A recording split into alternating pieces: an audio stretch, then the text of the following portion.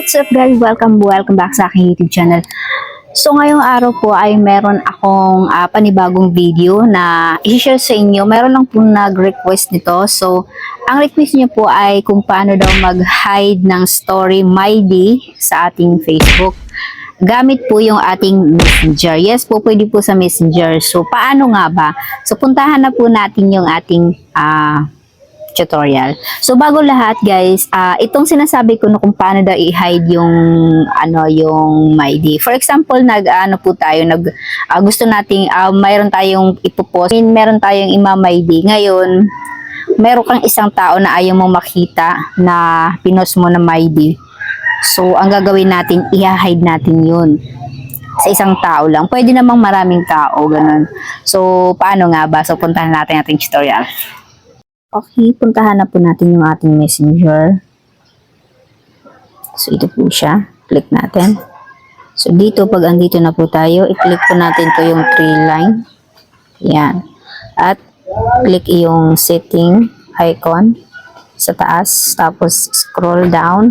Hanapin po natin dito yung privacy and safety. So, dito, hanapin naman natin yung story in control.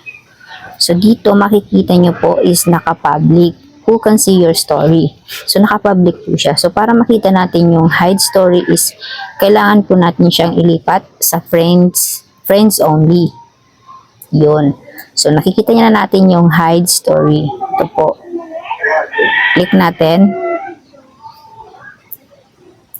So, makikita nyo naman dito bakit may check. Sila po yung mga ayaw kong makita nila yung minamay ko, yung pinupost kong My Day.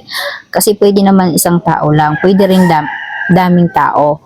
So, ang gagawin po natin, makikita nyo naman dito is merong box. Gagawin nyo, pipili lang po kayo dito kung sino yung gusto nyong hindi niya makita yung pinost mong My Day. So, for example, ito. Sample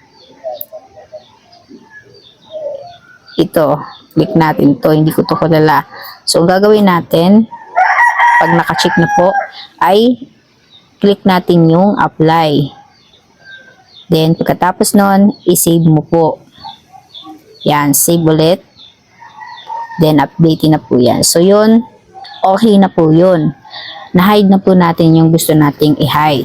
So, ganun lang po mag-hide dito sa gamit yung messenger po natin. Pwede naman po.